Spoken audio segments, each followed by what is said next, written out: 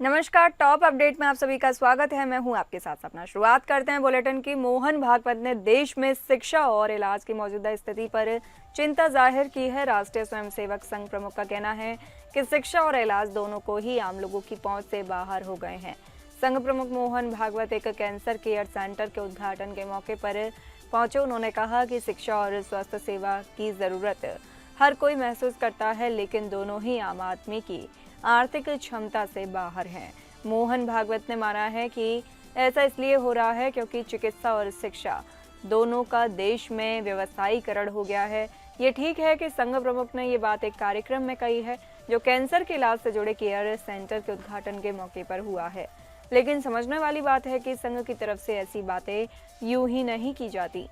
संघ प्रमुख की तरफ से जो भी कहा जाता है उसका खास राजनीतिक मतलब होता है। मोहन भागवत ने जो मुद्दा उठाया है, लोग उससे बेहद परेशान हैं, लेकिन समस्या का समाधान कुछ भी है क्या?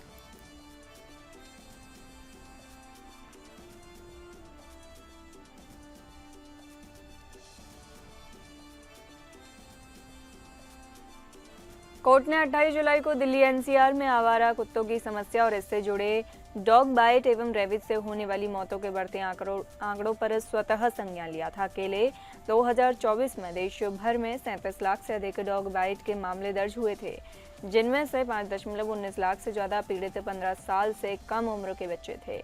आंकड़ों पर गौर करें तो दिल्ली में रेबिज से 54 संदिग्ध मौतें हुई, जो 2023 की 50 मौतों की तुलना में कहीं अधिक है। दिल्ली में हर दिन औसतन 2000 डॉग बाइट की घटनाएं सामने आ रही हैं। 2024 में जनवरी से जून तक 35,198 पशु काटने की घटनाएं दर्ज की गई। विश्व स्वास्थ्य संगठन के अनुसार वैश्विक रेबिज से होने वाली मौतों में से 36% भारत में होती हैं, जो इस समस्या की गंभीरता को बताता है। 2024 में 37 लाख से अधिक डॉग बाइट के मामले दर्ज हुए हैं। दिल्ली में डॉग बाइट के मामलों में 2023 की तुलना में 143% का इजाफा हुआ है, जिससे खतरा बढ़ा है। रेबीज जो कुत्तों को काटने से होता है, यह 100% घातक है और अगर समय पर रेबीज का टीका न लगाया जाए तो इससे मौत हो सकती है। 2024 में रेबीज से 54 मौतें हुई, लेकिन इसमें प्रशासन की भी निष्क्रियता है। पशु जन्म नियंत्रण एबीसी नियम 2023 के तहत नसबंदी और टीकाकरण के बावजूद दिल्ली में 10 लाख आवारा कुत्तों में से आधे से भी कम की नसबंदी हुई, जिससे आबादी नियंत्रण में विफलता दिखी।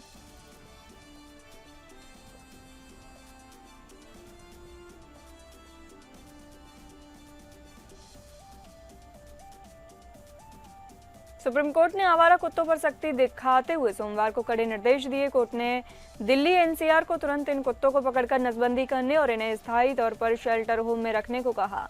अब कांग्रेस के वरिष्ठ नेता राहुल गांधी ने इस पर प्रतिक्रिया दी है। कांग्रेस नेता और लोकसभा में नेता प्रतिपक्ष राहुल गांधी ने कहा, सुप्रीम कोर्ट का दिल्ली एनसीआर से सभी आवारा कुत्तों को हटाने का निर्देश मानव और विज्ञान आधारित दशकों पुरानी पॉलिसी से पीछे हटने जैसा है।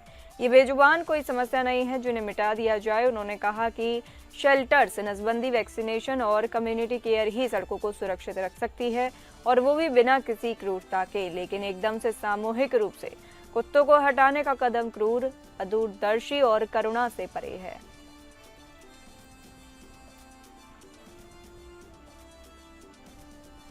यूपी के हमीरपुर जिले में आने वाले स्वतंत्रता दिवस को लेकर शासन के निर्देशों पर जिला प्रशासन ने तैयारियां शुरू कर दी हैं। तिरंगा महोत्सव को लेकर जिलाधिकारी घनश्याम मीणा ने आज लक्ष्मीबाई पार्क से बाइक रैली को हरी झंडी दिखाकर रवाना किया, जिसमें सैकड़ों बाइक सवार लोग भारत माता के जय के नारे लगाते हुए तिरंगा झंडा लेकर शामिल हुए। रैली में सरकारी कर्मचारियों सहित सैकड़ों स्थानीय लोगों ने हिस्सा लिया। तिरंगा महोत्सव के तहत बाइक रैली नगर भ्रमण के बाद समाप्त की गई। इस दौरान जिलाधिकारी ने बताया कि बाइक रैली का उद्देश्य जन जन में जो तिरंगा के प्रति सम्मान है उसको रैली के माध्यम से बढ़ाया जाए और प्रधानमंत्री जी का जो विजन है उसको पूरा करना है।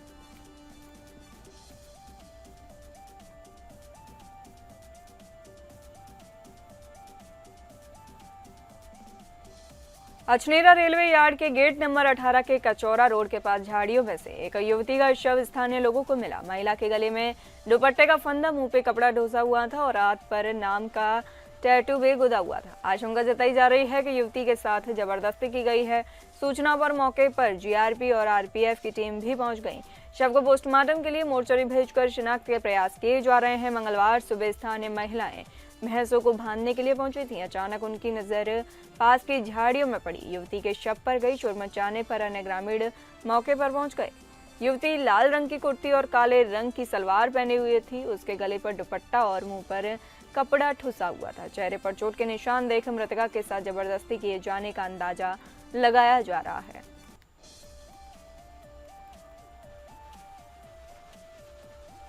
उत्तर प्रदेश के बुलंदशहर में धर्म परिवर्तन के गैंग को पकड़ा गया है। जानकारी के मुताबिक हिंदू से ईसाई बनाने वाले गैंग के 9 सदस्यों को सिकंदराबाद पुलिस ने गिरफ्तार किया है। ईसाई मिशनरी में हिंदुओं को ईसाई बनाने का खेल खेला जा रहा था। जानकारी के अनुसार गरीब और दलितों को प्रलोभन देकर ईसाई बनाया जा रहा था। बता दें कि धर्म परिवर्तन की गैंग के सदस्यों में एक महिला भी शामिल है। सिकंदराबाद पुलिस धर्म परिवर्तन के लिए विदेशी फंडिंग वाले लिंग की तलाश कर रही है। जानकारी के मुताबिक सिकंदराबाद क्षेत्र के गांव वीरखेड़ा में धर्म परिवर्तन का धंधा चलाया जा रहा था। ईसाई मिशनरी के सदस्यों से बाइबल, नकदी, धर्म परिवर्तन प्रमाण पत्र, 8 मोबाइल फोन, स्थायी प्रेयर, आधार कार्ड, कैशबुक, ट्रस्ट की बैलेंस शीट भी बरामद की गई है।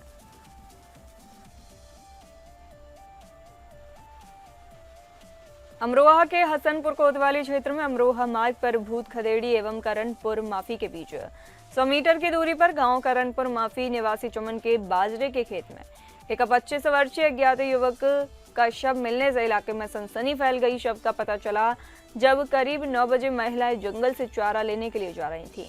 जब महिलाओं ने शव पड़ा देखा तो गांव में सूचना मिली कि शव पड़ा होने की सूचना मिलते ही आसपास के लोगों की मौके पर भारी भीड़ जमा हो गई। सूचना मिलते ही पुलिस क्षेत्राधिकारी दीप कुमार पंत, अपराध निरीक्षक अमरपाल सिंह भारी पुलिस फोर्स के साथ मौके पर पहुंच गए।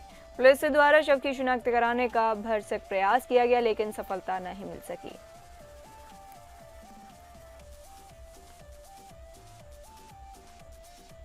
बदायूं में प्रेमी प्रेमिका ने पेड़ से लटककर आत्महत्या कर ली। दोनों के बीच काफी समय से प्रेम प्रसंग चल रहा था। पुलिस ने मौके पर पहुंचकर दोनों के शव को पेड़ से उतारकर पोस्टमार्टम के लिए भेजा है। घटना थाना हजरतपुर के ग्राम भवनपुरा की है। बदायूं के थाना हजरतपुर के गांव भवनपुरा के यहाँ रहने वाले युवक अर्जुन अपने घर के सामने रहने वाली लड़की परमेश्वरी से प्यार करता था। दोनों के बीच काफी समय से प्रेम प्रसंग चल रहा था। दोनों के घर वाले इस बात से नाराज थे। इसी नाराजगी के चलते अर्जुन और परमेश्वरी ने पेड़ से लटककर आत्महत्या कर अपनी जान दे दी। दोनों के पेड़ से लटके होने की सूचना जब ग्रामीणों ने पुलिस को दी तो मौके पर पहुंचकर पुलिस ने दोनों के शवों को उतारा और पोस्टमार्टम के लिए भेज दिया है। पुलिस के अधिकारियों ने भी घटना स्थल का मौके का मुआयना किया और जांच के आदेश दिए हैं।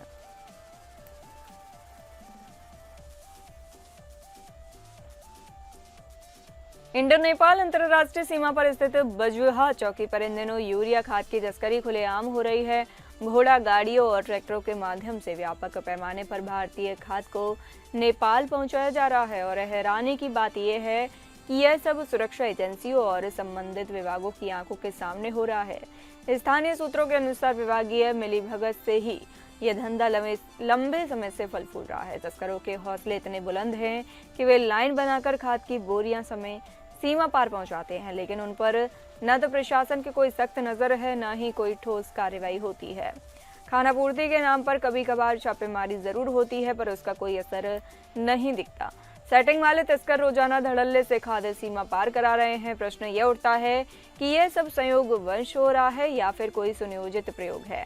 स्थानीय लोगों में इसको लेकर रोष है और वे मांग कर रहे हैं कि इस अवैध तस्करी पर अविलंब रोक लगाई जाए।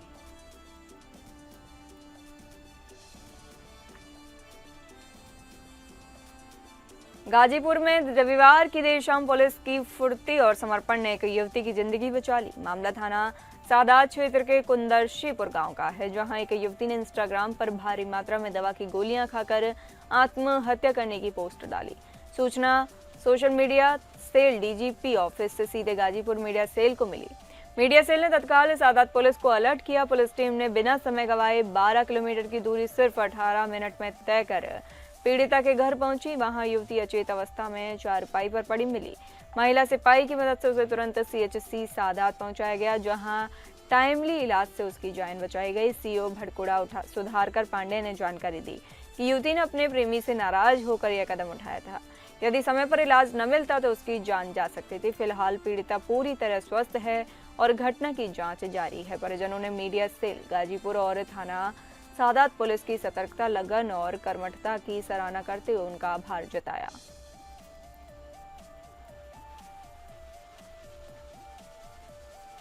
कन्नौज जनपद के छिबरामऊ कोतवाली क्षेत्र के प्रेमपुर स्थित सीएनजी पंप के पास एनएच 34 पर शुक्रवार को एक दर्दनाक सड़क हादसे में 2 युवकों की जान चली गई। जानकारी के अनुसार मैनपुरी जनपद के भोगांव थाना क्षेत्र के अरम सराय निवासी 2 युवक अपनी ससुराल से लौट रहे थे। इसी दौरान तेज रफ्तार ट्रक ने उनकी बाइक को जोरदार टक्कर मार दी और रौंदता हुआ निकल गया। हादसा इतना भयानक था कि दोनों युवकों की मौके पर ही मौत हो गई और उनके शव पूरी तरह क्षत-विक्षत हो गए। ट्रक चालक टक्कर मारने के बाद वाहन छोड़कर मौके पर फरार हो गए। स्थानीय लोगों की सूचना पर पुलिस मौके पर पहुंची और शवों को कब्जे में लेकर पोस्टमार्टम के लिए भेजा। हादसे के बाद एनएच 34 पर कुछ देर के लिए यातायात प्रभावित रहा। पुलिस ने ट्रक को कब्जे में ले लिया और चालक की तलाश जारी है। परिजनों का रो रो कर बुरा हाल है। यह घटना क्षेत्र में गहरा शोक और आक्रोश का विषय बन गई है। पुलिस मामले की जाँच कर रही है।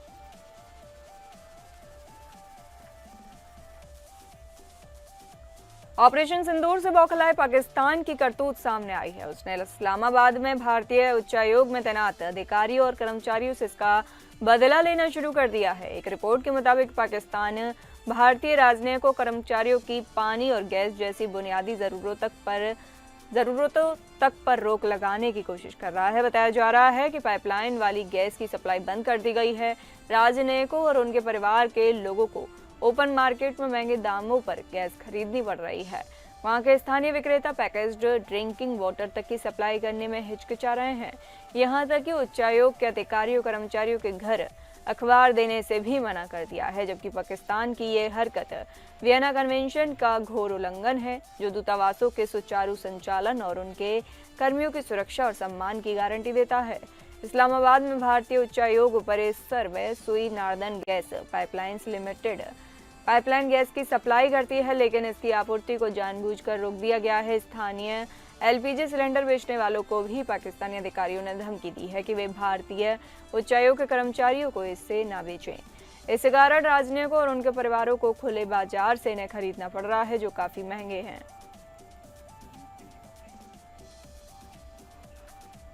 अमेरिका ने बलूचिस्तान लिबरेशन आर्मी बीएलए और उसके उपनाम मस्जिद ब्रिगेड को एक विदेशी आतंकवादी संगठन एफटीओ घोषित कर दिया है। अमेरिकी विदेश विभाग ने सोमवार को यह जानकारी दी। अमेरिकी विदेश विभाग ने बताया कि यह मस्जिद ब्रिगेड को बीएलए के विशेष रूप से नामित वैश्विक आतंकवादी एसडीजीटी के डेजिग्नेशन में एक उपनाम के रूप में जोड़ रहा है। बता दें कि बलूचिस्तान लिबरेशन आर्मी पाकिस्तान के बलूचिस्तान क्षेत्र में सक्रिय है। अक्सर वह पाकिस्तानी सेना को बड़े स्तर पर यह नुकसान पहुंचाती रहती है। अमेरिकी विदेश विभाग ने अपने नोटिस में कहा कि बलूचिस्तान लिबरेशन आर्मी को कई आतंकी हमलों के बाद साल 2019 में विशेष रूप से नामित वैश्विक आतंकवादी घोषित किया गया था। साल 2019 के बाद से ही बीएलए ने कई हमलों की जिम्मेदारी ली है। इनमें मस्जिद ब्रिगेड के भी हमले शामिल हैं। बीएलए ने 2024 में कराची हवाई अड्डे और ग्वादर पोर्ट अथॉरिटी कॉम्प्लेक्स के पास आत्मघाती हमले करने का दावा किया। बीएलए ने 2025 में क्वेटा से पेशावर जा रही जाफर एक्सप्रेस ट्रेन के अपहरण की जिम्मेदारी ली, जिसमें 31 नागरिक और सुरक्षाकर्मी मारे गए और 300 से ज्यादा ट्रेन यात्रियों को बंधक बना लिया गया। अमेरिकी विदेश विभाग ने कहा कि बलूचिस्तान लिबरेशन आर्मी पर की गई ये कार्रवाई आतंकवाद का मुकाबला करने के लिए ट्रंप प्रशासन की प्रतिबद्धता को दर्शाती है।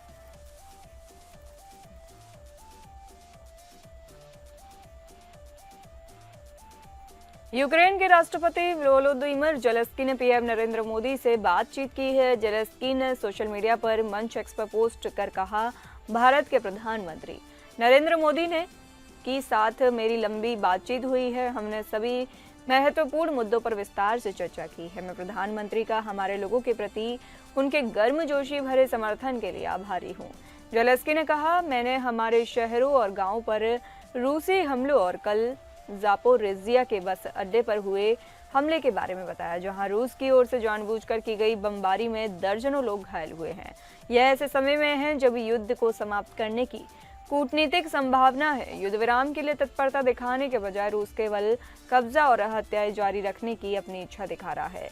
यूक्रेन के राष्ट्रपति ने कहा कि यह महत्वपूर्ण है कि भारत हमारे शांति प्रयासों का समर्थन कर रहा है और ऐसी स्थिति से सहमत है कि यूक्रेन से संबंधित हर चीज का निर्णय यूक्रेन की भागीदारी से ही लिया जाना चाहिए, अन्य तरीकों से परिणाम नहीं मिलेंगे। हमने रूस के खिलाफ प्रतिबंधों पर भी विस्तार से चर्चा की। मैंने कहा कि इस युद्ध को जारी रखने के लिए वित्त पोषण की उसकी क्षमता को कम करने के लिए रूसी ऊर्जा, विशेष रूप से तेल के निर्यात को सीमित करना आवश्यक है। ये जरूरी है कि रूस पर ठोस प्रभाव रखने वाला हर नेता मॉस्को से इस तरह के संकेत भेजे। हम सितंबर में संयुक्त राष्ट्र महासभा के दौरान एक व्यक्तिगत बैठक की योजना बनाने और यात्राओं के आदान प्रदान पर काम करने पर सहमत हुए हैं। सीबीची यहाँ भी बता दें कि यूक्रेन ने रूस के निजनी नोवगोरोद शहर में 2 औद्योगिक क्षेत्रों पर ड्रोन हमले किए हैं, जिनमें एक व्यक्ति की मौत हो गई है और 2 अन्य लोग घायल हुए हैं।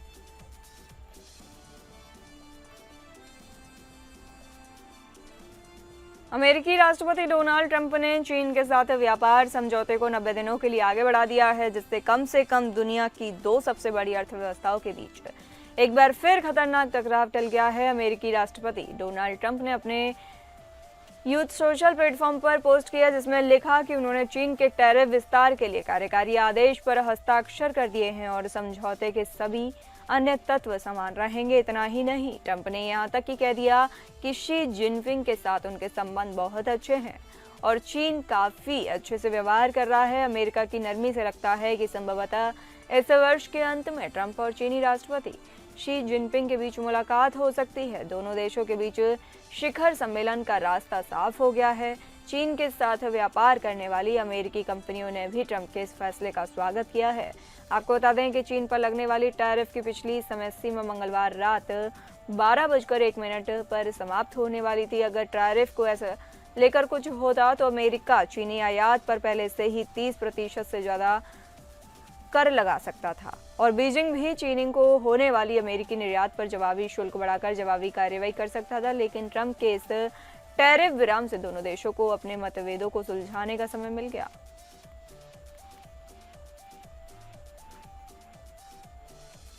अमेरिका में एक बार फिर फायरिंग की घटना हुई है। इस बार अमेरिका में टेक्सास राज्य की राजधानी ऑस्टिन में गोलीबारी हुई है। यहाँ एक बंदूकधारी ने टारगेट कंपनी के एक स्टोर के पार्किंग क्षेत्र में गोलीबारी कर 2 वयस्कों और एक बच्चे की हत्या कर दी है। अधिकारियों ने बताया कि आरोपी घटना को अंजाम देने के बाद चोरी की एक कार से फरार हो गया, लेकिन पुलिस ने उसे पकड़ लिया है।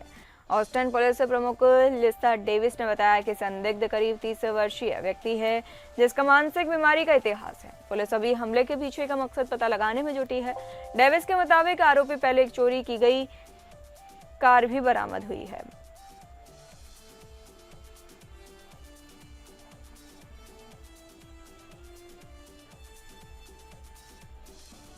अमेरिका में 2 विमानों के बीच टक्कर हो गई है, जिससे भीषण आग लग गई है। दुर्घटना अमेरिका के मोंटाना स्थित कालिस्पेल सिटी एयरपोर्ट पर हुई है। बताया जा रहा है कि एयरपोर्ट पर उतर रहा एक छोटा विमान वहां खड़े एक विमान से टकरा गया। इस टक्कर के बाद भीषण आग लग गई, जिससे एयरपोर्ट पर अफरा तफरी मच गई। हालांकि किसी को गंभीर चोट नहीं आई। 4 लोगों को ले जा रहा सिंगल इंजन वाला छोटा विमान दोपहर लगभग 2 बजे कालिस्पेल सिटी एयरपोर्ट पर उतरने का प्रयास कर रहा था। लैंडिंग के दौरान इस विमान ने एयरपोर्ट पर खड़े एक विमान को टक्कर मार दी। टक्कर के बाद भीषण आग लग गई। प्रत्यक्षदर्शियों ने बताया कि एक विमान आया रनवे के अंत में दुर्घटनाग्रस्त होकर दूसरे विमान से टकरा गया। जो विमान उतरने का प्रयास कर रहा था उसमें आग लग गई, लेकिन पायलट और 3 यात्री खुद ही बाहर निकलने में सफल रहे।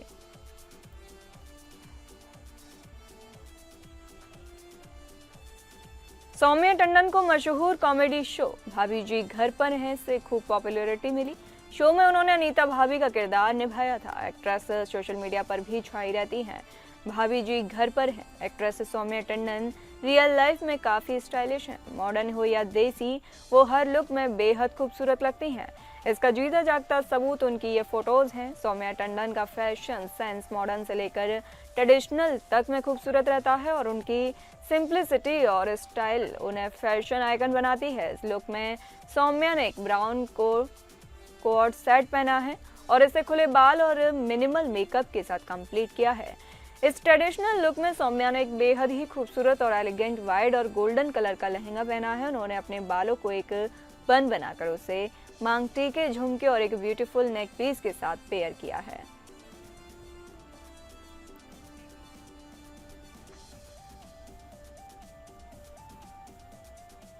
फिलहाल इस बुलेटिन में इतना ही। नमस्कार।